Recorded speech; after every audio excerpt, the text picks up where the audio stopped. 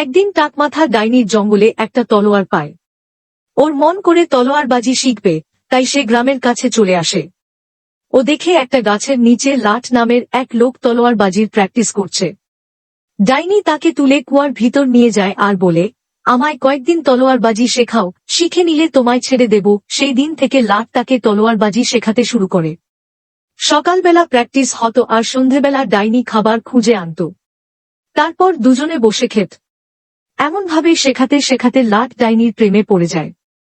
কিন্তু ডাইনি দুপুরবেলা চুপি চুপি গিয়ে বীরজুকে তলোয়ারবাজি শেখাত। বীরজু ডাইনির তলোয়ার চালানো দেখে খুব ইমপ্রেসড হয়েছিল, আর ডাইনি ওকে ইমপ্রেস করে খুব খুশি ছিল। একদিন লাট দুপুরে ওর পেছন পেছন যায়, দেখে ডাইনি বীরজুকে তলোয়ার শেখাচ্ছে। তখন লাট দৌড়ে গিয়ে বীরজুকে মারতে যায়।